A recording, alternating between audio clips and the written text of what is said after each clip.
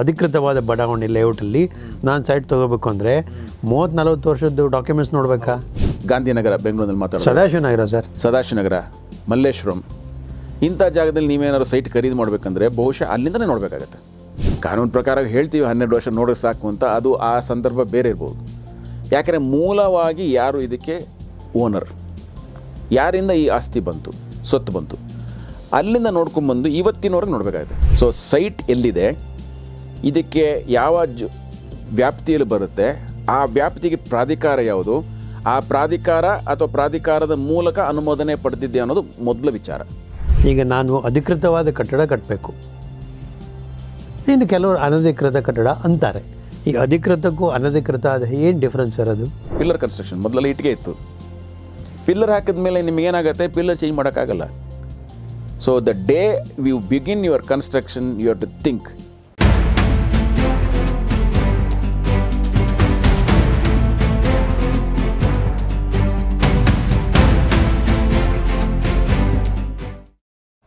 ಪ್ರಶಾಂತ್ ಚಂದ್ರ ಅವರೇ, ಒಂದು ಮನೆ ಕಟ್ಟಬೇಕು. ಸೊ ನಾನು ಯಾವ್ಯಾವ ದಾಖಲೆಗಳನ್ನು ಇಟ್ಕೊಂಡಿರಬೇಕು ಮತ್ತು ದುಡ್ಡಂತೂ ಇರಲೇಬೇಕಲ್ಲ, ಈ ಯಾವ್ಯಾವ ಕ್ರಮಗಳನ್ನು ಅನುಸರಿಸಬೇಕು, ಯಾವ್ಯಾವ ದಾಖಲೆಗಳನ್ನ ಇಟ್ಕೊಂಡಿರಬೇಕು ಅಂತ ಹೇಳಿ. ನಿಮ್ಮ ಪ್ರಶ್ನೆಯಲ್ಲೇ 2 ಉತ್ತರ ಬರುತ್ತೆ. ಒಂದು ಸೈಟಿನ ಬಗ್ಗೆ, ಒಂದು ಕಟ್ಟುವಂಥ ಕಟ್ಟಡದ ಬಗ್ಗೆ. ಕರೆಕ್ಟ್. ಕಟ್ಟುವಂಥ ಕಟ್ಟಡದ ಬಗ್ಗೆ ಸ್ವಲ್ಪ ಆಮೇಲೆ ಮಾತಾಡೋಣ.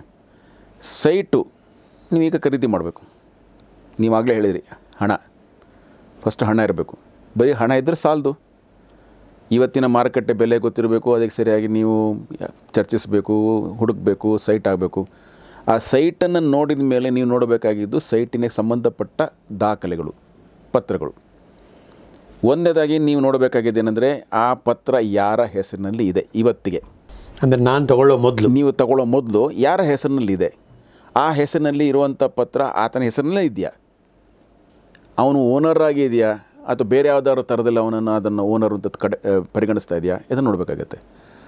ಸೊ ಸೈಟಿನ ಓನರ್ ಯಾರು, ಅದಕ್ಕೆ ಸಂಬಂಧಪಟ್ಟಂಥ ಪ್ರತಿಗಳು, ಖರೀದಿ ಪತ್ರ ಇರ್ಬೋದು, ಮೂಲ ಪ್ರತಿ ಅಂತ ಹೇಳ್ತೀವಿ. ಅಂದರೆ ಆತ ಖರೀದಿ ಮಾಡಬೇಕಾದ್ರೆ ಅಥವಾ ಖರೀದಿ ಮಾಡಿದ್ದರಿಂದ ಅದರ ಮೊದಲಿನ ಒಂದು 30-40 ವರ್ಷ ಹಿಂದಿಂದ ದಾಖಲೆಗಳನ್ನ ನಾವು ನೋಡಬೇಕಾಗುತ್ತೆ. ಇದು ಯಾರಿಂದ ಬಂತು, ಯಾರಿಗೆ ಮೊದಲು ಬಂತು, ಅಂದರೆ ಇದು ಯಾರಿಂದ ಅಲಾಟ್ಮೆಂಟ್ ಇರ್ಬೋದು. ಸಾಧಾರಣವಾಗಿ ಸೈಟ್ ಅಂದ ಕೂಡಲೇ ನಾವು ಬಹುಶಃ ನಗರ ಪ್ರದೇಶದಲ್ಲಿ ಮಾತಾಡ್ತಿದ್ದೀನಿ ಅಂತ ಅಂದ್ಕೊಳ್ಳೋಣ. It must be an allotment or it must be a grant from a government or from an authority which is suppose to sell a site. ಅಂದರೆ ನಾನು ಹೇಳ್ತಾ ಇದ್ದೀಗ ಬೆಂಗಳೂರು ಅಂದರೆ ಬೆಂಗಳೂರು ಡೆವಲಪ್ಮೆಂಟ್ ಅಥಾರಿಟಿ ಅಂತ ಅಲ್ಲಿಂದ ಬಂದಿರೋಂಥ ಸೈಟ್ ಇರ್ಬೋದು. ಅಥವಾ ನಿಮಗೆ ಯಾವ್ದಾದ್ರು ಒಂದು ಬೇರೆ ಕಡೆಯಿಂದ ಬಂದಿದ್ದರೆ ಆ ಬೇರೆ ಕಡೆಯಿಂದ ಬಂದಿದ್ದ ಗ್ರ್ಯಾಂಟ್, ಗೌರ್ಮೆಂಟ್ನವ್ರು ಏನು ಮಾಡ್ತಾರೆ, ಕೆಲಸದ ಗ್ರ್ಯಾಂಟ್ ಅಂತ ಕೊಡ್ತಾರೆ, ಆ ಗ್ರ್ಯಾಂಟ್ ಇರ್ಬೋದು. ಈಗ ನಾನು ಒಂದು 60-40 50-80 ಸೈಟ್ ತೊಗೊಳ್ಳೋಕ್ಕೆ ಬೆಂಗಳೂರಲ್ಲಿ ಏಕಾತ ಅಂದರೆ ಅಧಿಕೃತವಾದ ಬಡಾವಣೆ ಲೇಔಟಲ್ಲಿ ನಾನು ಸೈಟ್ ತೊಗೋಬೇಕು ಅಂದರೆ 30-40 ವರ್ಷದ್ದು ಡಾಕ್ಯುಮೆಂಟ್ಸ್ ನೋಡಬೇಕು. ಹೌದು ಹೌದು, ಆವಾಗ ಈ ಅಥಾರಿಟೀಸೇ ಇರಲಿಲ್ಲಲ್ಲ. ಹೌದು, ಬೆಂಗಳೂರು ಅಲ್ಲಿ ಇರಲೇ ಇಲ್ಲ. ಆಯಿತು, ಬಹುಶಃ ನೀವು ಈಗ ನಾನು ಹೇಳ್ತಾ ಇರೋದು ಬಹುಶಃ ಬೆಂಗಳೂರರಿಂದ ನಾನು 30-40 ವರ್ಷ ಅಂತ ಹೇಳಿದೆ. ಸರಿ, ಈಗ ಯಾವುದೋ ಒಂದು ಹೊಸದಾಗಿ ಯಾವುದೋ ಒಂದು ಬಂತು. ಈಗ ನಾನು ಹೇಳ್ತಿದ್ದೆ, ಈಗ ಬಾಗಲಕೋಟೆ ನವನಗರ ಅಂತ ಬಂತು. ಓಕೆ, ಅದು ಬಹುಶಃ ಈಗ ರೀಸೆಂಟಾಗಿ ಒಂದು 20 ವರ್ಷದಾಗಿದೆ. ಆಗ 20 ವರ್ಷ ಸಾಕಾಗ್ತದೆ. ಹಿಂದೆ ಯಾರ ಆಸ್ತಿಯಾಗಿತ್ತು, ಅದು ಮೊದಲು ವಿಲೇಜ್ ಇದರಲ್ಲಿತ್ತು, ಅಗ್ರಿಕಲ್ಚರ್ ಲ್ಯಾಂಡ, ಅದೆಲ್ಲ ಅಕ್ವೈರ್ ಆಗಿ ಒಂದು ನವನಗರ ಅಂತ ಆಯಿತು, ಆ ನವನಗರ ಪ್ರಾಧಿಕಾರ ಅಂತ ಆಯಿತು. ಆ ಪ್ರಾಧಿಕಾರದಿಂದ ಅವತ್ತಿಂದ ನೋಡ್ರೆ ಸಾಕು. ಬೆಂಗಳೂರು ಯಾಕೆ ಹೇಳ್ತೀನಿ ಅಂದರೆ ಬೆಂಗಳೂರಲ್ಲಿ ಶುರುವಾಗಿದ್ದು CITB ಅಂತ, BDAಕ್ಕಿಂತ ಮೊದಲಿದ್ದು. ಅಂದರೆ ಎಷ್ಟು ವರ್ಷ? ಸಿಟಿ ಇಂಪ್ರೂವ್ಮೆಂಟ್ ಟ್ರಸ್ಟ್ ಬೋರ್ಡ್ ಅಂತ. ಬಹುಶಃ ನನಗೆ ಗೊತ್ತಿದ್ದಾಗೆ 76ನೇ ಇಸ್ವಿಲಿ BDA ಆ್ಯಕ್ಟ್ ಆಗಿದ್ದು, ಅದಕ್ಕಿಂತ ಮೊದಲು. ಈಗ ನೀವು ನೋಡ್ತಿರೋಂಥ ಹಳೆ ಲೇಔಟ್ಗಳೆಲ್ಲ CITB ಅಲಾಟ್ಮೆಂಟ್ ಅದು. ಆಮೇಲೆ BDA ಆಯ್ತು ಅದು. ಹಾಗಾಗಿ ನೀವು ನೋಡಬೇಕಾಗಿದ್ದು CITB ಅಲಾಟ್ಮೆಂಟ್ ಯಾವಾಗ. ಸಾಧಾರಣ ನಾವು ನೋಡ್ತಿದ್ದಾಗೆ ನನ್ನ ಅನುಭವದ ಪ್ರಕಾರ 60ನೇ ಇಸ್ವಿಯಿಂದ ಈಚೆಗೆ ಬೆಂಗಳೂರು ಉದಯ ಆಗಿದೆ ಈ ಥರ ನಗರ ಪ್ರದೇಶಗಳಲ್ಲಿ. ಅಲ್ಲಿಂದ ನೋಡಬೇಕಾಗುತ್ತೆ. ನಾವೊಂದು 65 ವರ್ಷಗಳ ಮಿನಿಮಮ್ ಆ ದಾಖಲೆಯನ್ನು ನೋಡಬೇಕಾಗತ್ತೆ. ಗಾಂಧಿನಗರ ಬೆಂಗಳೂರಲ್ಲಿ ಮಾತಾಡೋದು, ಸದಾಶಿವನಗರ ಸರ್, ಸದಾಶಿವನಗರ, ಮಲ್ಲೇಶ್ವರಂ ಇಂಥ ಜಾಗದಲ್ಲಿ ನೀವೇನಾದ್ರು ಸೈಟ್ ಖರೀದಿ ಮಾಡಬೇಕಂದ್ರೆ ಬಹುಶಃ ಅಲ್ಲಿಂದಲೇ ನೋಡಬೇಕಾಗತ್ತೆ. ಕಾನೂನು ಪ್ರಕಾರ ಹೇಳ್ತೀವಿ 12 ವರ್ಷ ನೋಡೋಕೆ ಸಾಕು ಅಂತ, ಅದು ಆ ಸಂದರ್ಭ ಬೇರೆ ಇರ್ಬೋದು. ಯಾಕೆಂದರೆ ಮೂಲವಾಗಿ ಯಾರು ಇದಕ್ಕೆ ಓನರ್, ಯಾರಿಂದ ಈ ಆಸ್ತಿ ಬಂತು, ಸ್ವತ್ತು ಬಂತು, ಅಲ್ಲಿಂದ ನೋಡ್ಕೊಂಬಂದು ಇವತ್ತಿನವರೆಗೆ ನೋಡಬೇಕಾಗುತ್ತೆ. ಬಹುಶಃ ಅಲ್ಲಿಂದ ಇವತ್ತವರೆಗೆ ಸುಮಾರು ಹಸ್ತಾಂತರಗಳಾಗಿರ್ಬೋದು, ಸುಮಾರು ಓನರ್ಶಿಪ್ ಚೇಂಜ್ ಆಗಿರ್ಬೋದು. ಬದಲಾವಣೆಗಾಗಿರ್ಬೋದು, ಅದೆಲ್ಲವನ್ನು ನೋಡ್ಕೊಂಬರ್ಬೇಕು. ಎರಡನೇದಾಗಿ ಅದಕ್ಕೆ ಎನ್ಕಂಬ್ರೆನ್ಸ್ ಸರ್ಟಿಫಿಕೇಟ್ ಅಂತ ಇರುತ್ತೆ, ಋಣಭಾರ ಪತ್ರಿಕೆ ಅಂತ ಹೇಳ್ತೀವಿ. ಆ ಪ್ರತಿ ಪ್ರಕಾರ ಅದೆಲ್ಲ ಟ್ರಾನ್ಸಾಕ್ಷನ್ಗಳು ಅದರಲ್ಲಿ ನೋಟ್ ಆಗಿರುತ್ತೆ. ಸೊ ನೀವು ಇವತ್ತು ಖರೀದಿಸುವ ಸೈಟಿನ ಮೂಲ ಪ್ರತಿಯಿಂದ ಹಿಡಿದು ಎನ್ಕಂಬ್ರೆನ್ಸ್ ಸರ್ಟಿಫಿಕೇಟ್, ಖಾತಾ ಸರ್ಟಿಫಿಕೇಟ್, ನಿಮ್ಮ ಓನರ್ ಹೆಸರಲ್ಲಿ ಖಾತಾ ಇದೆಯಾ, ಖಾತಾ ಟ್ಯಾಕ್ಸ್ ಪೇಡ್ ಸರ್ಟಿಫಿಕೇಟ್, ಇದೆಲ್ಲವೂ ನೋಡಬೇಕಾಗ್ತದೆ. ಅಂದರೆ ಇದ್ರ ಮಧ್ಯದಲ್ಲಿ ಗಿಫ್ಟ್ ಆಗಿರ್ಬೋದು, ಯಾರೊಬ್ಬರು ಇನ್ನೊಬ್ರಿಗೆ ಗಿಫ್ಟ್ ಮಾಡಿರ್ಬೋದು, ಅಥವಾ ಸೆಟಲ್ಮೆಂಟ್ ಆಗಿರ್ಬೋದು, ತಂದೆ ಮಕ್ಕಳಲ್ಲಿ ಏನೋ ಸೆಟಲ್ಮೆಂಟ್ ಆಗಿರ್ಬೋದು. ಹೀಗೆ ಎಲ್ಲ ಪ್ರತಿಗಳನ್ನ ನಾವು ಮೂಲ ಪ್ರತಿಯಿಂದ ಒಂದು ವರ್ಡಲ್ಲಿ ಹೇಳ್ಬಿಡ್ತೀವಿ. ಸೊ ಇದೆಲ್ಲ ಇದ್ದು ಸರಿ ಇದ್ದ ಪಕ್ಷದಲ್ಲಿ ನೀವು ಸೈಟ್ ಖರೀದಿಗೆ ಮುಂದೆ ಹೋಗ್ಬೋದು. ಹಾಂ, ಅಲ್ಲ ಸರ್, ನೀವು ಇಷ್ಟೊತ್ತು ಈ BDA ಬೆಂಗಳೂರು ಸುತ್ತಮುತ್ತಲೇ ನಾವು ಮಾತಾಡ್ತಾ ಇದ್ದೀವಿ. ಈ BDA ಅಲ್ಲದೆ ಬೇರೆ ಒಂದು ಪ್ರೈವೇಟ್ ಸೈಟ್ ಇದ್ದರೆ ಅಥವಾ ಬೇರೆ ಸೈಟ್ ಇದ್ದರೆ ಅಲ್ಲಿ ನಾನು ತೊಗೋಬೇಕು ಅಂತಿದ್ದಾಗ, ಈಗ ನೋಡಿ, ಬೆಂಗಳೂರಿನಲ್ಲಿ ಬರೀ BDA ಮಾತ್ರ ಅಲ್ಲ, BDA ಅಲ್ಲದೆ ಎಷ್ಟೋ ಪ್ರೈವೇಟ್ ಆರ್ಗನೈಸೇಷನ್ಗಳು they have form their own layouts. ಉದಾಹರಣೆಗೆ ಬ್ಯಾಂಕ್ ಕಾಲೋನಿಗಳು ಮಾಡ್ಕೊಂಡಿದ್ದಾರೆ, ಸಿಂಡಿಕೇಟ್ ಬ್ಯಾಂಕ್ ಕಾಲೋನಿ, ಆ ಕಾಲೋನಿ ಅಂತೇಳಿ. ಇನ್ನು ಕೆಲವು ಬೇರೆ ಬೇರೆ ಜುಡಿಷಿಯಲ್ ಆಫೀಸರ್ಸ್ ಇದಿದೆ ಕಾಲೋನಿಗಳು, ಜುಡಿಷಿಯಲ್ ಲೇಔಟ್ ಇದೆ. ಇವೆಲ್ಲವೂ ಪ್ರೈವೇಟ್ ಕಂಪ್ನಿಗಳು, ಪ್ರೈವೇಟ್ ಅಸೋಸಿಯೇಷನ್ಗಳು ಮಾಡ್ಕೊಂಡಿರುವಂಥ ಹೌಸ್ ಬಿಲ್ಡಿಂಗ್ ಕೋಪರೇಟಿವ್ ಸೊಸೈಟಿಗಳು ಮಾಡ್ಕೊಂಡಿರುವಂಥ ಸೈಟ್ಗಳು BDAಯಿಂದ ಅನುಮೋದಿತವಾದ ಪ್ಲ್ಯಾನನ್ನು ಪಡೆದು ಅದೇ ಪ್ರಕಾರ ಮಾಡಿರುವಂಥ ಲೇಔಟ್ ಆಗಿರಬೇಕು. BDAನೇ ಮಾಡಬೇಕು ಅಂತಿಲ್ಲ, ಪ್ರೈವೇಟ್ ಮಾಡಿದವರು ಸಹ ಮಾಡಿ ಲೇಔಟನ್ನು ಮಾಡಿ ಇಲ್ಲಿ ಇಂತಿಂಥದಕ್ಕೆ ಸೀಮಿತವಾದ ಪ್ರದೇಶ ಅಂತಿಟ್ಟು BDA ಆ್ಯಕ್ಟ್ ಪ್ರಕಾರ ಅದನ್ನು ಅನುಮೋದನೆ ತಗೊಂಡು BDAಯಿಂದ ಅನುಮೋದನೆ ತಗೊಂಡು ಆ ಸೈಟ್ಗಳನ್ನು ಅಲ್ಲಿಂದ ಮಾಡಿರಬೇಕಾಗ್ತದೆ. ಸೊ ಪ್ರೈವೇಟ್ ಮಾಡಿದರೂ ಸಹ ಅಥವಾ BDA ಮಾಡಿದ್ರು BDA ಅನುಮೋದನೆ ಬೇಕೇ ಬೇಕಾಗಿರ್ತದೆ. ಇದಲ್ಲದೆ ನಾವು ಬರೀ ಬೆಂಗಳೂರು ವ್ಯಾಪ್ತಿಯಲ್ಲಿ ಮಾತಾಡ್ತಿದ್ದೀವಿ. ಬೆಂಗಳೂರಿನ ಹೊರಗಡೆ ಹೋದ್ರಾಗ BMRD ಅಂತ ಬರುತ್ತೆ, ಅಂದರೆ ಬೆಂಗಳೂರು ಹೊರಗಡೆ ಡೆವಲಪ್ಮೆಂಟ್ ಅಥಾರಿಟೀಸ್ BMRDA. ನೀವು ನೆಲಮಂಗಲ ಕಡೆ ಹೋದಾಗ ನೆಲಮಂಗಲ ಪ್ರಾಧಿಕಾರ ಅಂತ ಬರುತ್ತೆ, ನೆಲಮಂಗಲ ಪ್ಲಾನಿಂಗ್ ಅಥಾರಿಟಿ ಅಂತ ಕರಿತೀವಿ. ಈ ಕಡೆ ನೀವು ನೈಸ್ ಕಾರಿಡಾರ್ ಹೋದಾಗ BMICP ಅಂತ ಬರುತ್ತೆ. ಇವೆಲ್ಲವೂ ಒಂದು ಥರದ ಇವೆಲ್ಲವೂ ಪ್ರಾಧಿಕಾರವೇ, ಕಾನೂನಲ್ಲಿ ಮಾನ್ಯತೆ ಪಡೆದಂಥ ಪ್ರಾಧಿಕಾರಗಳು.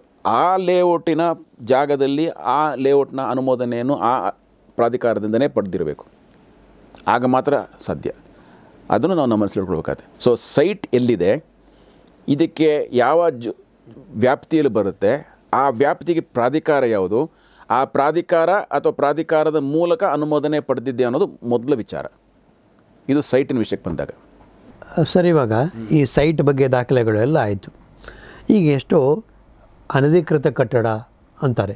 ಈಗ ನಾನು ಅಧಿಕೃತವಾದ ಕಟ್ಟಡ ಕಟ್ಟಬೇಕು, ಇನ್ನು ಕೆಲವರು ಅನಧಿಕೃತ ಕಟ್ಟಡ ಅಂತಾರೆ. ಈ ಅಧಿಕೃತಕ್ಕೂ ಅನಧಿಕೃತ ಅದು ಏನು ಡಿಫ್ರೆನ್ಸ್ ಸರ್ ಅದು? ಈಗ ನೀವು ಕಟ್ಟಡಕ್ಕೆ ಬಂದ್ರಿ, ಈಗ ಹೌದು, ಅಲ್ಲಿಗೆ ಸೈಟು ಅನುಮೋದಿತ ನಕ್ಷೆಯ ಪ್ರಕಾರ ಬಂದಿರುವಂಥ ಸೈಟು. ನೀವು ಅಲ್ಲಿಯ ಆ ವ್ಯಾಪ್ತಿಯ ಮುನ್ಸಿಪಾಲಿಟಿ ಯಾವುದು ಅದನ್ನು ನೆಕ್ಸ್ಟ್ ನೋಡ್ಬೇಕು. ನೀವು ಆ ವ್ಯಾಪ್ತಿಯ ಮುನ್ಸಿಪಾಲಿಟಿ ಯಾವುದು ಅಂತ ನೋಡಿಕೊಂಡು ಆ ವ್ಯಾಪ್ತಿಗೆ ಹೋಗಿ ನಿಮ್ಮ ಸೈಟಿಗೆ ಬೇಕಾದಂಥ ಸ್ಯಾಂಕ್ಷನ್ ಪ್ಲ್ಯಾನನ್ನು ನೀವು ಕೇಳಬೇಕಾಗ್ತದೆ. ಅದಕ್ಕೆ ಸ್ಯಾಂಕ್ಷನ್ ಪ್ಲ್ಯಾನ್ ಕೊಡ್ತಾರವರು. ಆ ಸ್ಯಾಂಕ್ಷನ್ ಪ್ಲ್ಯಾನು ಬಹುಶಃ ರೆಸಿಡೆನ್ಷಿಯಲ್ ಇರ್ಬೋದು, ಕಮರ್ಷಿಯಲ್ ಇರ್ಬೋದು, ಅಂದರೆ ವಾಣಿಜ್ಯ ಉದ್ದೇಶಕ್ಕಿರ್ಬೋದು. ಆ ಪ್ಲ್ಯಾನನ್ನು ಕೇಳಿ ಅದೇ ಪ್ಲ್ಯಾನಿಗೆ ಅವರು ಒಪ್ಪಿಗೆ ಕೊಟ್ಟರೆ ನಿಮಗೆ ಕೊಟ್ಟಂಥ ಅನುಮೋದನೆ ಸ್ಯಾಂಕ್ಷನ್ ಪ್ಲ್ಯಾನ್ ಪ್ರಕಾರ ನೀವು ಕಟ್ಟಿದರೆ ಅದು ಅಧಿಕೃತ ಆಗುತ್ತೆ. ಅಂದರೆ ಪ್ರತಿಯೊಂದಕ್ಕೂ ಝೋನ್ ಅಂತಿರುತ್ತೆ, residential zone, commercial zone, industrial zone. ಒಂದೊಂದು ಏರಿಯಾವು ಒಂದೊಂದು ಪ್ರಾಧಿಕಾರದಲ್ಲಿ ಏನು ಮಾಡಿರ್ತಾರೆ, ಇದಕ್ಕೆ ಸೀಮಿತವಾದ ಜಾಗ ಅಂತ ಇಟ್ಟಿರ್ತಾರೆ. ಹಾಗೆ ರೆಸಿಡೆನ್ಷಿಯಲ್ ಝೋನ್ ಅಂದರೆ ಈಗ ನೀವು ಬಹುಶಃ ನೀವು ಒಂದು ಸ್ವಂತ ಮನೆ ಕಟ್ಟಬೇಕು ಅಂತ ಇದ್ದೀರಿ ಅಂತಂದರೆ ಆ ನಿಮ್ಮ ಸೈಟ್ ಇರುವ ಜಾಗ ರೆಸಿಡೆನ್ಷಿಯಲ್ ಝೋನಲ್ಲಿ ಇದೆಯಾ, ರೆಸಿಡೆನ್ಷಿಯಲ್ ವಲಯದಲ್ಲಿ ಇದೆಯಾ ಅಂತ ನೋಡಬೇಕು. ಆ ರೆಸಿಡೆನ್ಷಿಯಲ್ ವಲಯದಲ್ಲಿ ಇದ್ದು ನಿಮ್ಮ ಅನುಮೋದನೆ ಕೇಳಿದಾಗ ಆ ಸೈಟಿಗೆ, ರೆಸಿಡೆನ್ಷಿಯಲ್ ಝೋನಿಗೆ, ರೆಸಿಡೆನ್ಷಿಯಲ್ ಬಿಲ್ಡಿಂಗಿಗೆ ನಿಮಗೆ ಸ್ಯಾಂಕ್ಷನ್ ಪ್ಲ್ಯಾನ್ ಸಿಗುತ್ತೆ. ಸೊ ನಾನು ರೆಸಿಡೆನ್ಷಿಯಲ್ ವಾಸಕ್ಕೆ ಯೋಗ್ಯವಾದ ಒಂದು ಕಟ್ಟಡ ಕಟ್ಕೋಬೋದು. ನಾನು ಅನಧಿಕೃತ ಕಟ್ಟಡ ಅಂದರೆ ಏನು ಸರ್ ಅದು? ನಿಮ್ಮ ಪ್ಲ್ಯಾನಿನ ಪ್ರಕಾರ ನೀವು ಏನನ್ನು ಮಾಡಬೇಕಾಗಿತ್ತೋ, ಯಾವ ತರಹದ ಕಟ್ಟಡವನ್ನು ಕಟ್ಟಬೇಕಾಗಿತ್ತೋ ಅದಕ್ಕೆ ವಿರುದ್ಧವಾಗಿ, ಅದಕ್ಕೆ ವ್ಯತಿರಿಕ್ತವಾಗಿ ಕಟ್ಟಿದಾಗ ಅದು ಅನಧಿಕೃತವಾಗುತ್ತದೆ. ಸೊ ಈಗ ನಾನು ಏನು ಪ್ಲ್ಯಾನು ಸ್ಯಾಂಕ್ಷನ್ ಮಾಡಿಸ್ಕೊಂಡಿದ್ದೀನಿ ಅಷ್ಟು ಕಟ್ಟಿದರೆ ಮಾತ್ರ ಅದು ಅಧಿಕೃತ ಕಟ್ಟಡ. ಹೌದು, ಅದನ್ನು ನಾನು ಏನೇ ವೈಲೇಷನ್ ಮಾಡಿದ್ರು ಕೂಡ ಅನಧಿಕೃತ ಆಗಿಬಿಡುತ್ತೆ. ಕರೆಕ್ಟ್. ಈಗ ಅನಧಿಕೃತ ಕಟ್ಟಡ ಮಾಡಿದರೆ ಅದರಿಂದ ಆಗುವ ಹಾನಿ ಏನು ಸರ್? ಬಹಳಷ್ಟು ಇದೆ ನೋಡಿ. ಅನಧಿಕೃತ ಅಂದ ಕೂಡಲೇ ನಾವು ನೋಡಬೇಕಾಗಿದ್ದು ಸುಮಾರಷ್ಟು ವಿಷಯ ಇದೆ. 2-3 ಥರದ ಅನಧಿಕೃತ ಆಗ್ಬೋದು. ನೀವು ನಿಮ್ಮ ಮನೆಗೆ illegal construction, illegal construction, unauthorise construction ಅಂತ ಹೇಳ್ತೀವಿ ನಾವು. ಅದ್ರ ಮಧ್ಯೆನೂ ವ್ಯತ್ಯಾಸ ಇದೆ, ಬಟ್ ಅದು ಬೇಕು ಅಂತಿಲ್ಲ. We can understand it as illegal construction, unauthorise construction ಅಂತ ಹೇಳ್ಬೋದು. ನೋಡಿ, ಕಟ್ಟಡ ಅಂದ ಕೂಡಲೇ ಅದಕ್ಕೊಂದು ನಕ್ಷೆ ಇರುತ್ತೆ. ನಕ್ಷೆಗೆ ಒಂದು ಕೆಲವು ವಿಷಯಗಳು ನಾವು ನೋಡ್ಕೋಬೇಕಾಗುತ್ತೆ. ಸೆಟ್ ಬ್ಯಾಕ್ ಅಂತ ಹೇಳ್ತೀವಿ ನಾವು. ನಿಮ್ಮ ಸೈಟ್ನಲ್ಲಿ ನೀವು ಕಟ್ಟುವಾಗ ರೋಡಿಂದನೇ ಕಟ್ಟೋಕ್ಕಾಗಲ್ಲ, ನಿಮ್ಮ ಕಾಂಪೌಂಡಿಂದ ಪೂರ್ತಿಯಾಗಿ ಕಟ್ಟೋಕ್ಕಾಗಲ್ಲ. ಇಷ್ಟು ಜಾಗ ನೀವು ಬಿಡಲೇಬೇಕು ಅಂತಿದೆ. ಸೊ ಸೆಟ್ ಬ್ಯಾಕ್ ಅಂತ ಹೇಳ್ತೀವಿ ನಾವು. ಅಂದರೆ ನಿಮಗೂ ಮತ್ತು ನಿಮ್ಮ ಪಕ್ಕದ ಮನೆಗೂ ಮಧ್ಯದಲ್ಲಿ ನಿಮ್ಮ ಕಾಂಪೌಂಡ್ ವಾಲ್ ಇದೆಯಲ್ಲ, ಆ ಕಾಂಪೌಂಡ್ ವಾಲಿಂದ ನಿಮ್ಮ ಮನೆಗೂ ಈಚೆ ಮನೆಗೂ ಮಧ್ಯದಲ್ಲಿ ಇಷ್ಟು ಅಡಿ ಬಿಡಲೇಬೇಕು ಅಂತ ಕಾನೂನಿದೆ. ಸೊ ನಾನು 1.5 ಅಡಿ, ಅವರು 1.5 ಅಡಿ, ಬಿಡಬೇಕಾಗುತ್ತೆ. ಅಂದರೆ 1.5 ಅಡಿ ಇದ್ದರೆ 1.5 ಬಿಡಬೇಕಾಗುತ್ತೆ, 3 ಇದ್ದರೆ 3 ಬಿಡಬೇಕಾಗುತ್ತೆ. ನಿಮ್ಮ ಸೈಟಿನ ಸುತ್ತಳತೆ ಮೇಲೆ ಅದನ್ನು ನಿರ್ಧಾರ ಆಗಿರುತ್ತೆ. ಸೊ ಆ ಮಿನಿಮಮ್ ಜಾಗದಲ್ಲಿ ಸೆಟ್ ಬ್ಯಾಕ್ ಬಿಡಲೇಬೇಕು ನೀವು. ಬಹುಶಃ ನಾನು ನೀವು ಒಬ್ಬರು ಪಕ್ಕದ ಮನೆ ಓನರ್ಸ್ ಅಂದ್ಕೋಣ. ಸೆಟ್ ಬ್ಯಾಕ್ ಪ್ರಕಾರ ನಾನು 3 ಅಡಿ ಬಿಡಬೇಕಾಗಿತ್ತು, ನೀವು ನಿಮ್ಮ ಕಡೆ 3 ಅಡಿ ಬಿಡಬೇಕಾಗಿತ್ತು. ನಾವಿಬ್ಬರು ಫ್ರೆಂಡ್ಸು, ಹೆಗಡೆಯವರೇ ನಾನು 2 ಅಡಿ ಕಟ್ಬಿಡ್ತೀನಿ, ಇನ್ನು 1 ಅಡಿ ಮಾತ್ರ ಬಿಡ್ತೀನಿ, ಸಾಧ್ಯ ಇಲ್ಲ. ನಮ್ಮಿಬ್ಬರು ಒಪ್ಪಿಗೆಯಲ್ಲಿ ಬರೋದೇ ಇಲ್ಲ. ನಾವು ಒಪ್ಪದೇ ಇರ್ಬೋದು, ಕಾನೂನು ಇದೆಯಲ್ಲ ಅದ್ರ ಪ್ರಕಾರ ನಾವು 3 ಅಡಿ ಬಿಡಲೇಬೇಕು. ಯಾಕಂದರೆ ಸೆಟ್ ಬ್ಯಾಕ್ ಹೇಳುತ್ತೆ 3 ಅಡಿ ಬಿಡಲೇಬೇಕು ಅಂತ. ನಾವಿವರು ಪರಸ್ಪರ ಒಪ್ಕೊಂಡ್ರು ಕೂಡ ನೀವು 2 ಅಡಿ ಕಟ್ಟಿದರೆ ನೀವು ಕಟ್ಟಿದ್ದು ಅನಧಿಕೃತ ಆಗ್ಬಿಡುತ್ತೆ ಅಲ್ಲಿಗೆ. ನಿಮ್ಮ ಅನುಮತಿ ಇದ್ದರೂ ಸಹ ಕಾನೂನಿನ ಅನುಮತಿ ಇಲ್ಲ ಅದಕ್ಕೆ. ಸೊ ಸೆಟ್ ಬ್ಯಾಕ್ ವೈಲೇಷನ್ ಅಂತ ಹೇಳ್ತೀನಿ. ಅಂದರೆ set back is already violated. ಎರಡನೇ ಥರ ಅನಾಥರೈಸ್ಡ್ ಯಾವುದಾಗತ್ತೆ ಅಂದರೆ, ನಿಮಗೆ ಕೊಟ್ಟಿರುವಂಥದ್ದು ಸ್ಯಾಂಕ್ಷನ್ ಪ್ಲ್ಯಾನು 2 ಮಹಡಿಗೆ, ನೀವು 2 ಬದಲು 3 ಮಾಡಿದ್ದೀರಿ ಅಂದ್ಕೋಣ, ಅಥವಾ 2ರ ಮೇಲೆ ಮಾಡಿರ್ತೀರಿ, ಆಗ ಅನಧಿಕೃತ ಆಯಿತು. ಒಂದು ನೋಡ್ಕೊಳ್ಳಿ, ನಿಮ್ಮ ಪ್ರಕಾರ 2 ಅಧಿಕೃತ, 3ನೇದು ಮಾತ್ರ ಅನಧಿಕೃತ, ಆದರೆ ಕಾನೂನು ಪ್ರಕಾರ ಎಲ್ಲವೂ ಅನಧಿಕೃತ. ಸೊ ಇಡೀ ಕಟ್ಟಡನೇ ಅನಧಿಕೃತ ಆಗಿಬಿಡುತ್ತೆ. ಯಾಕಂದರೆ ಪ್ಲ್ಯಾನ್ ತೊಗೊಂಡಿದ್ದು ನೀವು 2 ಮಾಡಿಗೆ. Plan is single, site is single, construction is single, but your construction is only unauthorized in respect of 3rd floor. But in the eye of law, the entire building is unauthorized. ಅನಧಿಕೃತ ಅಂತ ಕಾನೂನು ಹೇಳಿಬಿಡ್ತು ಅಂದಾಗ ಅದನ್ನು ನಾನು ಅಧಿಕೃತ ಮಾಡೋದು ಹೆಂಗೆ? ಯಾವ ಕಟ್ಟಡವನ್ನು ನೀವು ಕಟ್ಟಿದ್ದೀರಿ ಅದು it is in excess of authorise construction, ಅದನ್ನು ನೀವು ಕಟ್ ಮಾಡಬೇಕಾಗ್ತದೆ. ಸೊ ನಾನು 3ನೇ ಮಹಡಿ ಪೂರ್ತಿ ಬಿಡಬೇಕು. ಹೌದು, ನೀವು ಏನೇನು ಕಟ್ಟಿದ್ದೀರಿ, 3ನೇ ಮಾಡಿ ಕಟ್ಟಿದ್ರಲ್ಲ ಅದು ಬಿಡಬೇಕಾಗತ್ತೆ. ಬಹುಶಃ ಸೆಟ್ ಬ್ಯಾಕಲ್ಲೂ ನೀವು 2 ಅಡಿ ಎಕ್ಸ್ಟ್ರಾ ಕಟ್ಟಿರಲ್ಲ, ಅದನ್ನು ತೆಗಿಬೇಕಾಗತ್ತೆ. ಅದಕ್ಕೆ ಹೇಳ್ತಾರೆ set back violation is different, floral violation ಅಂತ ಹೇಳ್ತೀವಿ ನಾವು. ಫ್ಲೋರಲ್ ಅಂದರೆ ಮಹಡಿಗಳು, ಅದು ಬೇರೆ. ಇನ್ನೊಂದು ಬರುತ್ತೆ, ನೀವೀಗ ಕಟ್ತಾ ಇರೋದು ಮನೆ, ನಿಮ್ಮ ಸೈಟು ಝೋನ್ ಪ್ರಕಾರ ರೆಸಿಡೆನ್ಷಿಯಲ್ ವಲಯದಲ್ಲಿ ಬರುತ್ತೆ. ನೀವು ಮನೆ ಕಟ್ಟೋದಕ್ಕೋಸ್ಕರ ನೀವು ಸ್ಯಾಂಕ್ಷನ್ ಪ್ಲ್ಯಾನ್ ತೊಗೊಂಡಿದ್ದೀರಿ. ಇರಲಿ ಅಂತ ಹೇಳ್ಬಿಟ್ಟು ಏನು ಮಾಡ್ತೀರಿ, ಕೆಳಗಡೆಯಿಂದ ಒಂದು ಕಮರ್ಷಿಯಲ್ ಮಾಡ್ತೀನಪ್ಪ, ಮೇಲ್ಗಡೆ ನಾನು ಮನೆ ಮಾಡ್ಕೋತೀನಿ, ಮುಂದಕ್ಕೆ ನನಗೆ ರೆಂಟ್ ಬರುತ್ತೆ ಅಂದ್ಕೊಂಡು ಮಾಡ್ತೀರಿ. It is called as zonal violation. ಈಗ ಗ್ರೌಂಡ್ ಫ್ಲೋರ್ ನಾನು ಅಂಗಡಿ ಕೊಡ್ತೀನಿ, ಬಾಡಿಗೆ ಕೊಡ್ತೀನಿ ಅಂತ ಆಲೋಚನೆ ಮಾಡಿ ಕಟ್ಟಿರ್ತೀನಿ. ಹೌದು, ಫಸ್ಟ್ ಫ್ಲೋರ್ ಸೆಕೆಂಡ್ ಫ್ಲೋರ್ ನಾನು ಇರ್ತೀನಿ, ಮನೆ ಮಾಡ್ತೀನಿ ಅಂತ. ನಿಮ್ಮ ಪ್ಲಾನ್ ಪ್ರಕಾರ ಕೆಳಗಡೆ ಮನೆ ಇತ್ತು. ಹೌದು, ಆದರೆ ನೀವು ಅದನ್ನೇನು ಮಾಡಿದ್ರಿ, ಅಂಗಡಿ ಮಾಡ್ಕೊಂಡ್ರಿ, ಅಂಗಡಿಗೆ ಅನುಕೂಲ ಮೇಲ್ಗಡೆ ಮನೆ ಇಟ್ಕೊಂಡ್ರಿ. ಕೆಳಗಡೆ ಅಂಗಡಿ ಭಾಗವನ್ನು ಮನೆ ಭಾಗದಲ್ಲಿ ಅಂಗಡಿ ಮಾಡೋದ್ರಿಂದಾಗಿ ಇಡೀ ಬಿಲ್ಡಿಂಗ್ ಅನಧಿಕೃತ ಆಗೋಯ್ತು. So there could be 3 possibilities: set back violation, floor violation, zonal violation. ಈ 3 ಮಾಡದಿದ್ದಾಗ ಮಾತ್ರ ಅದು ಅಧಿಕೃತ ಆಗುತ್ತೆ. ಸೊ ನೋ ವೈಲೇಷನ್ ಇಸ್ ಅಧಿಕೃತ, simple. Any little bit violation is ಅನಧಿಕೃತ. ಸೊ ಆ ಬಿಲ್ಡಿಂಗನ್ನು ಡೆಮಾಲಿಷ್ ಮಾಡುವ ಹಂತಕ್ಕೂ ಹೋಗಬೇಕಾದ ನಷ್ಟವನ್ನು ಅನುಭವಿಸಬೇಕಾಗುತ್ತೆ. ಈಗ ಝೋನಲ್ ವೈಲೇಷನ್ ಅಂದರೆ ಕಮರ್ಷಿಯಲ್ ಮಾಡಿದ್ದೀರಿ, ರೆಸಿಡೆನ್ಷಿಯಲ್ ಆಗಬೇಕಿತ್ತು ಅಂದರೆ ಬಹುಶಃ ಏನು ಮಾಡ್ಬೋದು, ನೀವು ಅಂಗಡಿ ಬಾಗಿಲನ್ನು ಮುಚ್ಚಿ ಕಿಟಕಿ ಇಟ್ಬಿಟ್ಟು ಅದನ್ನು ಅಡುಗೆ ಮನೆ ಮಾಡಿಬಿಟ್ಟು ಇಲ್ಲ ಇದು ಮನೆ ಅಂತ ಮಾಡಬಹುದೇನೋ. ಅಂದರೆ it is a curable defect. Floor ಕಟ್ಬಿಟ್ರೆ you can cure it. Set back ಬಿಟ್ಟದೆ ನೀವು ಕಟ್ಬಿಟ್ರೆ ಬಹುಶಃ ನೀವು ಪಿಲ್ಲರನ್ನೇ ಹಾಕೊಂಡ್ಬಿಟ್ಟಿದ್ರಿ ಅಲ್ಲಿಗೆ. ಈಗ ಆಗ್ತಾ ಇರೋದಲ್ಲ ಪಿಲ್ಲರ್ ಕನ್ಸ್ಟ್ರಕ್ಷನ್. ಮೊದಲೆಲ್ಲ ಇಟ್ಟಿಗೆ ಇತ್ತು. ಪಿಲ್ಲರ್ ಹಾಕಿದ ಮೇಲೆ ನಿಮಗೇನಾಗುತ್ತೆ, ಪಿಲ್ಲರ್ ಚೇಂಜ್ ಮಾಡೋಕ್ಕಾಗಲ್ಲ. So the day you begin your construction you have to think. ಇದು ಭಾಳ ಸೀರಿಯಸ್ ಇದೆ. ಯಾಕಂದ್ರೆ ನಮ್ಮ ಜನಗಳು ಏನಿದೆ ಅಂದರೆ, ನಮ್ಮ ಪಕ್ಕದ ಮನೆಯವ್ರು ಕಟ್ಟಿದ್ದಾರೆ, ಏನಾಗಿದೆ ಇವತ್ತವ್ರಿಗೆ, ಅವರು 4 ಫ್ಲೋರ್ ಕಟ್ಟಿದ್ದಾರೆ, ಯಾರೇನು ಮಾಡಿಲ್ಲ ನೋಡಿ, ಅವ್ರಿಗೆ ಅಷ್ಟು ಚೆನ್ನಾಗಿದೆ, ನಾನು ಯಾಕೆ ಮಾಡಬಾರ್ದು, ಈ ಥರ ಭಾವನೆ ಬರೋ ಸಹಜ. ಬಟ್ ಅದರ ಪೂರ್ಣ ಪರಿಣಾಮ ಏನು, ಕಾನೂನು ಪ್ರಕಾರ ಪರಿಣಾಮ ಏನು, ಅದನ್ನು ನೋಡಬೇಕಾಗ್ತದೆ. ಇಲ್ಲಿ ಮತ್ತೆ ಅಕ್ರಮ ಸಕ್ರಮ ಹಂಗೆ ಬರುತ್ತಾ ಮಾಡ್ಕೋಬೋದಾ? ನನ್ನ ಈಗ ಕಟ್ಟಡ ಕಟ್ತಾ ಅದು ಕಾನೂನು ದೃಷ್ಟಿಯಲ್ಲಿ ಅನಧಿಕೃತ ಅಂತ ಆಗೋಯ್ತು. ಈಗ ಅದನ್ನು ನಾನು ಸಕ್ರಮ ಹಾಗೆ ಏನಾದ್ರು ಮಾಡ್ಕೋಬೋದಾ? ನೋಡಿ, ಸಕ್ರಮ ಅಂದರೆ ಏನು? ರೆಗ್ಯುಲರೈಸೇಷನ್ ಹೇಳ್ತೀವಿ. ಅಕ್ರಮ ಅಂದರೆ ಏನು? ಅನ್ಆಥರೈಸ್ಡ್. ಸಕ್ರಮ ಅಕ್ರಮ ಅಂದರೆ ಅಕ್ರಮವನ್ನು ಸಕ್ರಮ ಮಾಡೋದು ಅಂತ. ಇದಕ್ಕಾಗಲೇ ನಮ್ಮಲ್ಲೊಂದು ಕಾನೂನು ಇದೆ.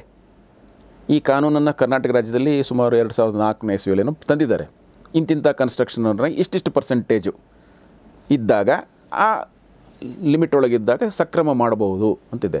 ಆದರೆ ಅದು ಈಗಾಗಲೇ ಸುಪ್ರೀಂ ಕೋರ್ಟಿಗೆ ಹೋಗಿ ಯಾರೊಬ್ಬರು ಚಾಲೆಂಜ್ ಮಾಡಿ ಇದನ್ನು ಮಾಡಬಾರ್ದು ಅಂತ ಕೇಳಿದ್ದಾರೆ. ಹಾಗಾಗಿ ಅದಕ್ಕೆ ಇನ್ನೂ ಅನುಮೋದನೆ ಸಿಕ್ಕಿಲ್ಲ. ಸುಪ್ರೀಂ ಕೋರ್ಟ್ನಲ್ಲಿ ಅದು ಇತ್ಯರ್ಥ ಆಗದೆ ಉಳಿದಿದೆ. ಹಾಗಾಗಿ ನಾವೇ ಅದನ್ನು ಸಕ್ರಮ ಆಗ್ಬೋದು ಅಂತ ಇವತ್ತು ಕಟ್ಕೊಂಡ್ರೆ, ನಾಳೆ ಸುಪ್ರೀಂ ಕೋರ್ಟ್ ಅದಕ್ಕೆ ಮನ್ನಣೆ ಕೊಡದೆ ಹೋದರೆ ಈ ಕಟ್ಟಡ ಸಕ್ರಮ ಆಗೋದೇ ಇಲ್ಲ. ಸೊ ನೀವು ಹೇಳೋ ಪ್ರಕಾರ ಬೆಂಗಳೂರಲ್ಲಿ ಮಾತ್ರ ಅಲ್ಲ, ಕರ್ನಾಟಕದಲ್ಲಿ ಮಾತ್ರ ಅಲ್ಲ, ಇಡೀ ದೇಶದಲ್ಲಿ, ಇಡೀ ರಾಷ್ಟ್ರದಲ್ಲಿ, ಇಡೀ ಭಾರತದಲ್ಲಿ ಹೌದು, ಅಕ್ರಮ ಸಕ್ರಮ ಅನಧಿಕೃತ ಸಕ್ರಮ ಮಾಡಿಕೊಳ್ಳುವ ಪ್ರಯತ್ನದಲ್ಲಿ ಏನಿದ್ದೀವಿ ಅಥವಾ ಜನ ಇದ್ದಾರೆ, ಅದು ಇನ್ನೂ ಸರಿಯಲ್ಲ. ಕರ್ನಾಟಕದಿಂದ ಈ ಸಕ್ರಮ ಅಕ್ರಮ ಅನ್ನೋ ಕಾನೂನು ಹೋಗಿದ್ದು ಸುಪ್ರೀಂ ಕೋರ್ಟ್ಲಿ ಇನ್ನೂ ಇತ್ಯರ್ಥ ಆಗದೆ ಉಳಿದಿದೆ. ಆದರೆ ಈಗಾಗಲೇ ಬೇರೆ ಊರಿನ ಬೇರೆ ಬೇರೆ ರಾಜ್ಯದ ಕೇಸ್ಗಳಿದೆಯಲ್ಲ, ಅಲ್ಲಿ ಸಕ್ರಮ ಅಕ್ರಮ ಮಾಡಬಾರ್ದು ಅಂತಲೇ ಬಂದುಬಿಟ್ಟಿದೆ ತೀರ್ಮಾನ. ಅಂದರೆ ನಮ್ಮ ಮುಂದಿನ ಈ ಸಕ್ರಮ ಅಕ್ರಮ ಕಾನೂನಿಗೆ ಮುಂದೆ ಏನು ಭವಿಷ್ಯ ಇದೆ ಅನ್ನೋದು ಈಗಲೇ ಗೊತ್ತಾಯ್ತು ನಮಗೆ. ದಿ ಪ್ರಪೋಸ್ಡ್ ದಿ ಸಕ್ರಮ ಅಕ್ರಮ act which is now pending in the Supreme Court is likely to have a fatal response. ಈಗಾಗಲೇ ಸುಪ್ರೀಂ ಕೋರ್ಟು ಒತ್ತಿ ಕೆಲವು ಕಾನೂನಲ್ಲಿ ಜಡ್ಜ್ಮೆಂಟ್ಗಳಲ್ಲಿ ಹೇಳ್ಬಿಟ್ಟಿದೆ, we will never allow regularisation of unauthorise constructions. ಅಂದರೆ ಈಗಾಗಲೇ ಸೂಚನೆ ಕೊಟ್ಬಿಟ್ಟಿದೆ, ನಿಮ್ಮ ಸಕ್ರಮ ಅಕ್ರಮ ನಾಳೆ ನಮ್ಮ ಪೀಠದ ಮುಂದೆ ಬರ್ಬೋದು, ಬರದೇ ಇರ್ಬೋದು. ನೀವು ಇದರ message you can always take it home that we will not accept it. So indirectly it has been said, no building can be regularised by. It's a threat for all the unauthorized and constructed buildings. Yes. So ಯಾವುದು, I would only put it this way, if it is constructed lawfully as per law, it is always a construction which is authorized. Once it is unauthorized, it is unauthorized forever. It can never be brought back to this unless you trim it and cut it. ಇವತ್ತಿನ ದಿವಸದಲ್ಲಿ ಬೆಂಗಳೂರಿನಲ್ಲಿ ನೀವು ನೋಡ್ಬೋದು, ಪಕ್ಕದಲ್ಲಿ ಮನೆಗಳು, gap ಇಲ್ಲ, ಒಂದು machine ಅಲ್ಲ, ಒಂದು ಮನುಷ್ಯನು ಸರಿಯಾಗಿ ಹೋಗೋಕ್ಕೆ ಗ್ಯಾಪ್ ಇರಲ್ಲ. ಎರಡು ಮನೆಗಳ ಮಧ್ಯೆ ಕಂಪೌಂಡ್ ಗೋಡೆ ಇರುತ್ತಲ್ಲ ಸರ್, ಆ ಕಂಪೌಂಡ್ ಗೋಡೆಗೆ ಎರಡು ಮನೆಗೆ ಕಾಮನ್ ವಾಲ್ ಆಗಿರುವ ಮನೆಗಳನ್ನು ನಾವು ನೋಡಿದ್ದೀವಿ. ಹಾಗಿದ್ದಾಗ ನೀವು ಯಾವ ರೀತಿಯಲ್ಲಿ ಅದನ್ನು ಹೊಡಿತೀರಿ? ಹೊಡಿಲಿಕ್ಕೂ ಸಾಧ್ಯ ಇಲ್ಲ. ಬಹುಶಃ ನಿಮ್ಮ 3ನೇ ಮಹಡಿ is unauthorised. How do you remove the unauthorised construction only from 3rd floor without affecting the neighbours? ಆ ಕಡೆಗೆ ಮನೆ ಇದೆ, ಈ ಕಡೆ 2 ಕಡೆನೂ ಮನೆ ಇದೆ, ಈ ಕಡೆ ರೋಡ್ ಇದೆ. ಈ ರೋಡ್ ಬರೀ ಈ ಮನೆಗೆ ಮಾತ್ರ ಅಲ್ಲ, ಈ ಮನೆಯಿಂದ ಇನ್ನೂ ಒಂದು 5,000 ಮನೆಗೆ ಹೋಗೋ ದಾರಿ ಇದೆ, ಜನ ಓಡಾಡ್ತಿರ್ತಾರೆ. ಅಂಥ ಸಂದರ್ಭದಲ್ಲಿ ನೀವು ಅದನ್ನು ಯಾವ ರೀತಿ ಹೊಡಿತೀರಿ? ಅದಕ್ಕೊಂದು ಮೆಷಿನ್ ತಂದು ನೀವು ಅದನ್ನು ಹೇಗೆ ಕರೆಕ್ಟ್ ಈ ಬ್ರೆಡ್ಡನ್ನು ಹೆಂಗೆ ಕಟ್ ಮಾಡ್ತೀವಿ ನಾವು ಕತ್ರಿಯಲ್ಲಿ, ಚಾಕುಲಿ, ಆ ರೀತಿ ಕಟ್ ಮಾಡಿ ತೆಗಿಯೋಕ್ಕಾಗತ್ತಾ? ಇದನ್ನು ಯೋಚನೆ ಮಾಡಬೇಕಾಗತ್ತೆ. ಆಮೇಲೆ ಸಮಾಧಾನ ಅಂದರೆ ನನ್ನ ಮನೆ ಅಲ್ಲ, ನಮ್ಮ ಮನೆ ಇಡೀ ಬೀದಿಯಲ್ಲಿರೋ ಎಲ್ಲರದ್ದು ಕಟ್ ಮಾಡಬೇಕಾಗತ್ತೆ. ಇದನ್ನು ಯಾಕೆ ನೀವು ನಾನು ಹೇಳ್ತಾ ಇದ್ದೀನಿ ಅಂದರೆ, ಇತ್ತೀಚೆಗೆ ಕೆಲವು ಬಂದಂಥ ನಮ್ಮ ಸುಪ್ರೀಂ ಕೋರ್ಟ್ನ ಜಡ್ಜ್ಮೆಂಟ್ನ ನಾವು ಸ್ವಲ್ಪ ಅದ್ರ ಬಗ್ಗೆ ವಿಚಾರ ಮಾಡಬೇಕಾಗ್ತದೆ. ರೀಸೆಂಟಾಗಿ ಅಂದರೆ ಆ date may be very important, 17th December 2024. ಅಂದರೆ ಸುಪ್ರೀಂ ಕೋರ್ಟ್ನಲ್ಲಿ December 2017 ಬಂದಂಥ ಒಂದು ತೀರ್ಮಾನ ಇದೆ. ಈಗ ಒಂದು 6 ತಿಂಗಳ ಹಿಂದೆ. ಆ ತೀರ್ಮಾನದಲ್ಲಿ ಜಸ್ಟಿಸ್ ಪರ್ದಿವಾಲಾ ಮತ್ತು ಆರ್ ಮಹಾದೇವನ್ ಅಂತೇಳಿ ಇಬ್ಬರು ವಿಭಾಗೀಯ ಪೀಠ ಇಂಥದ್ದೇ ಒಂದು ವಿಷಯ ಅಲ್ಲಿ ಬಂತು. ಉತ್ತರ ಪ್ರದೇಶದಲ್ಲಿ ಕಾನೂನು ಪ್ರಕಾರವಾಗಿ ಅನುಮೋದಿತ ಬಡಾವಣೆ, ಆ ಬಡಾವಣೆಯಲ್ಲಿ ಲೇಔಟ್ನಲ್ಲಿ ಒಂದು ರೆಸಿಡೆನ್ಷಿಯಲ್ ಹಾಗೂ ಕಮರ್ಷಿಯಲ್ ಪ್ರಾಜೆಕ್ಟ್ ತಗೊಂಡ್ರು ಒಂದು ಆರ್ಗನೈಸೇಷನ್.